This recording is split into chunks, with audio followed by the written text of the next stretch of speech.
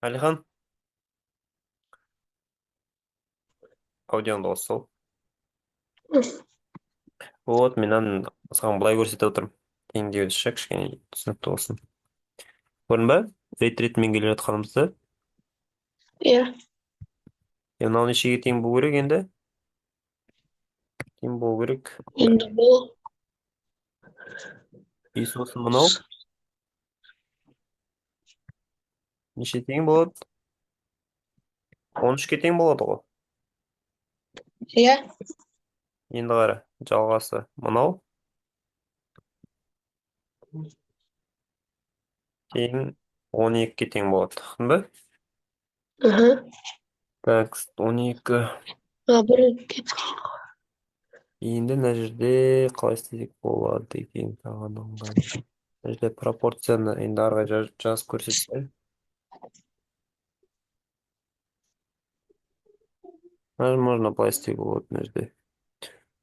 4 бөлу 3 бөлінген x қосылған 1 деп тұр ғой, иә? Иә, Так, мына жерде былай істеуге болады. 4 көбейту 3-тен x қосылған 1.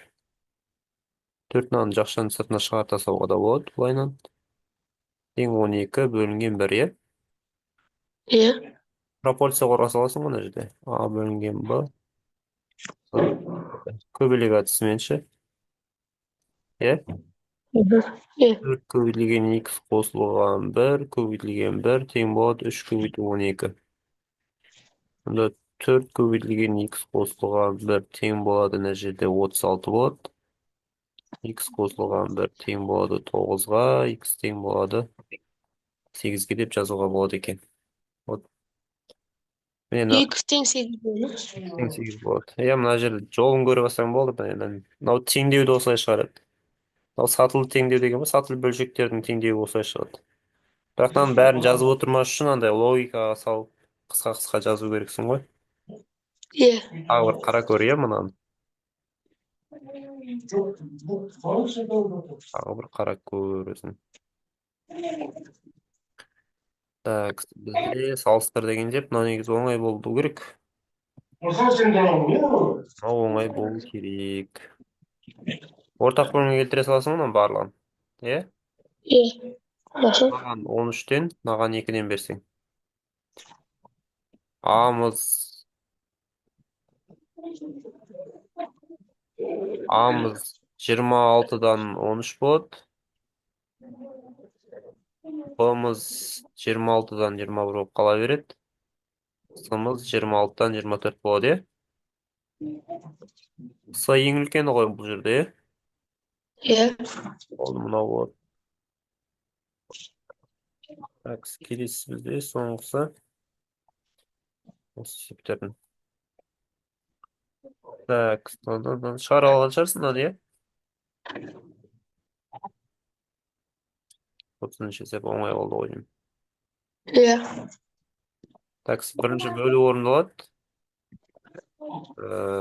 Так, 2 бүтін ол 5-тен 12 болады. Көбейтеміз 3-тен 5-ке, иә? Жаз. иә.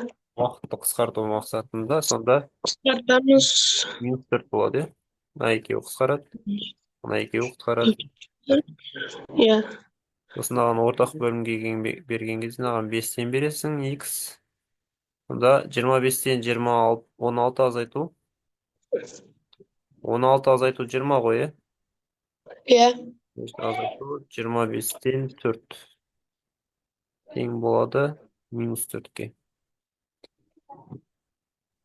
Жауаппен шықпайды ма не?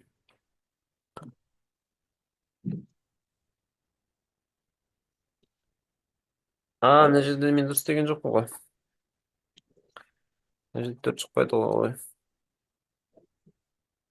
Көбейту 5-тен 3 болады ғой жаңағы. Дұрыс деген. Көбейту 25-тен 36 болады сонда. Минус 25-тен 36. 25-тен 36. И сонда x тең болады. Минус 25-тен 36. Минус жарайды. Минус мұнда жасайық. Яғни плюс болып барады, е? Плюс 25-тен 4 болып барады. Жауап қанша болады? енді 5 O 25'ten 40. Minus 25. Жо, Yok таңдап шығу. 25. Таңбалар 25'ten 40 болмай ма? жоқ, -36 қосылған 4 қандай болушы еді? Таңбалар әртүрлі Ha, болған кезде minus 32. үлкеннен кішіні азайтамыз да, үлкен таңбасын алдына қоятынымыз бар, иә? Minus 32. Екі болады екен.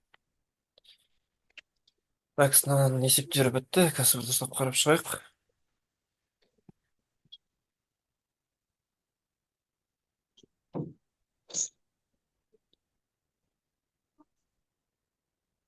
Так, қай есепті түсінбей қалып едің жалпы? Жалғыз сұрағың бар. Мына 27 шыққан жоқ қой. 27-ні ұста кетіппіз ғой.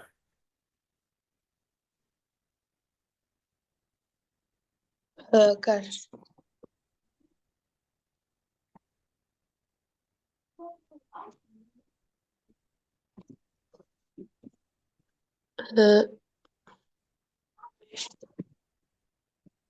Мен көрсете берейін, сол өз не көріп аласың ғой. Так, мына жерде ыңғай ондық бөлшектер тұр. Так, мысалға 0,9, иә? 90 деп те ала беруге болады ғой, иә? Aha. Екі жағында 100-ге көбейтсек не болады? İki yanda düzgün ana. 90 болады, мынау 3 болады, иә? Sanmış. Жауап 30. Енді бұл. 30 шығады, иә? Келесі Hı. 0,124 және 0,1012. Екеуін де 1000 деп апарамыз. Екеуін де 1000-ға Ana bir көбейтеміз. butondan екі. Ой. 1000-ға көбейтеміз. 240 болады. Анау 12 240 болады. болады, 12 болады. Қысқартасың 20 болады, иә? Келесі 0,64, 0,1032. Тағынаған 2 0 тіркей саламыз, иә? Hı hı. Енді бұны 10 мыңға көбейтеміз. Көбейтеміз екі жағын. 6400 sana 320 var mı? 6400 болады, мынау жай ғана 32 болады. Ha. Дұрыс жауған кезде Al sonunda 200. 200 болады. Мынау 20 болады, мынау 200 болады. В общем, жиыны 250 болады. Ба? Değil. Ya. Қалып қойғандар болса қарап шығайық, сонымен болды ғой деймін.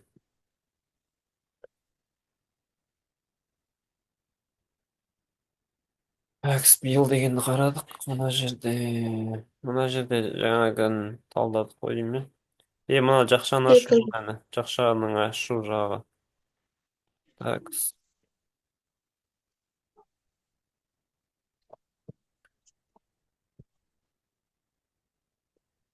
Жақшаны ашу жағын қарап өтейік. Мына жерде көбейтеміз ғой, жақшаның ішінде екеуіне де. Ya. Көбейтеміз. Geri böyle. 6-тан 5-ті көбейтеміз 12-ға. Және минус 6-тан 5-ті көбейтеміз 18-ге. Или 6-тан 5-ті көбейтесің минус 18-ге. Таңба минус болып кетеді. Aha. 9-дан 4 көбейту 9-бы. Плюс 9-дан 4 көбейту 0,19. Тең болады минус 0,16. Мына жерде қысқарады 6 мен 12. Астында бір бар, иә? Неше болады сонда мынау?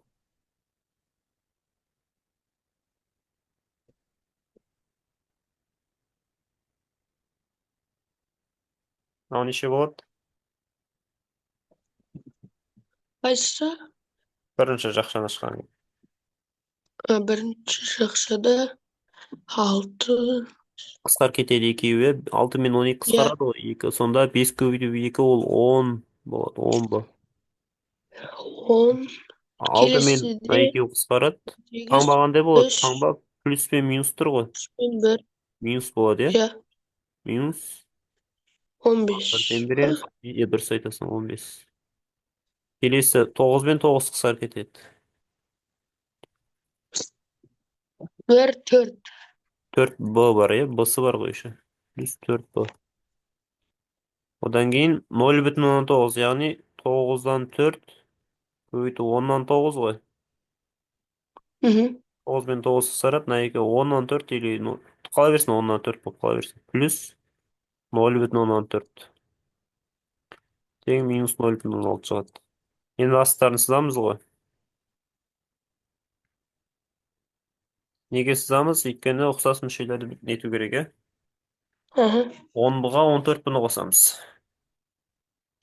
14. 14 бұ. Так, мына жерде минус 0,6. Так, мынау минус 0,4 және плюс 15, е? Hı. Так, 14 бұ қала береді. Бірінші мына екі бөлшек минус 0,6, минус 0,4 деген таңбалар екеуде теріс сан, жақшаны минус жақшаны сыртына шығарып жүрсең, минус 0,6 осы Hı. 0,4 болады да. 14. Минус 1-ді береді. Минус 1 плюс 15, я 14-ті береді. 14 бұ тең 14. Бұ тең 1 болады, е? Bir. Aha. Да. Да. Да, жауабы. Так, мұнаны да көрсете салайын енді уақыт артығымен. 1 сағатқа жеткізіп. Так, бұл жерде де не істейсің? Жақшаны ашасың ғой, е, былай. Былай ашасың, былай ашасың. Так, 8 Bağınağındayım. 5-ті, қазір 5,14 көбейтсе қанша? 8,5-ті көбейтеміз. Көбейтеміз 1,14-ке. Так, 11,9 болады екен, е? Таңбасы қандай болады бірақ? Ters. Теріс сан болады. Теріс санға көбейтсек не болады? Минус 8,15-ті екінші жағдай. Бірінші жағдайды қарастырдық. Екінші жағдай минус 8,5-ды 8-ге көбейтеміз, е? Ya. Ters sanға көбейтсем, терс сан болып қалар. Жоқ. Минус Жоқ, иә, терс болады. плюс болады. Aha, 2 минус қосылса. Екі минус көбейтсең бір-біріне плюс болады. Сосын минус 1,7-ні 10-ға көбейтесің. Минус 17, е? Сосын минус 1,7-ні көбейтеміз 6-ға, 6. е? Плюс сан шығады. Плюс 10,2х. Е? Тең 102. Aha. Не істейміз? Айнымалылардың астын бір сызықпен, 2 сызықпен айнымалы. сандарды екі сызықпен сызуға болады. Енді мына жерде таңба әртүрлі тағы да. Х-тарды жеке жазып алып, или сразу шығарсақ та болады. 11,9х. Таңбалар әртүрлі ғой. Иә? Иә. Үлкен таңбасы 10,2 деп аламыз. Так, 68-ден 17-ні азайтсаң қанша? 68-ден 17-ні 51. 102. Так, енді мына жерде минус 11,9-дан азайтсаң 1,7х, е? Иә. Минус 1,7х тең 102-ден 51-ді азайып тастайсың. 51 ғой. 51. Х тең 51-ді 1,7-ге көбейтесің. Минус 1,7-ге. 30 шығады. Иә, 30. Бізде неге минус 30 шығып тұр ғой, мына жерде плюс 30 болып қойыпты, е?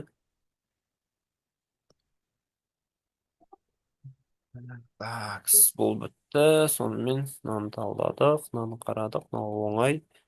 Бәрін қарап тастадық қойдыңыз. Болды. Иә. Так, тапсырма. Мына шығара алмаған есептеріңді қате болған. Міне екінші есеп тұр ғой, міне кім? Әлихан мысалға. Aha. Екінші Иә. есепті сен шығарған жоқсың, мен саған түсіндірдім. Бірақ мен кіне қарамай сен өзің тағы бір қарап көр. Aha. Сонда барып есіңде қалады ғой ол. И мына 3-ті шығардық, 14-ті білесің. Примерно бәрін қарап шық өзің қайтаданшы. Содан кейін Aha. барып видеоны қара. Жіберген видеоны. Жарайды. Сонда барып түсінесің. Тағы бар, одан кейін бір есеп жіберіп қойдым ғой, соны олимпиаданың есеп тұр, ол да логикаға қатысты көбінесе. Одан кейін тест разборлар кетеді ақырын, жарай ма? Жарайды. Жазып жіберемін мен қазір тапсырманы үйге. Болды. Жақсы онда. Сау болыңыз. Аха, сау бол.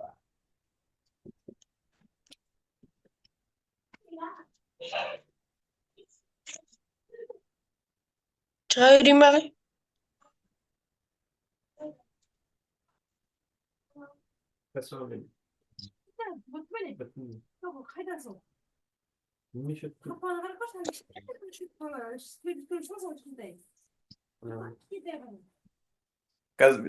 Zoom javasını aç.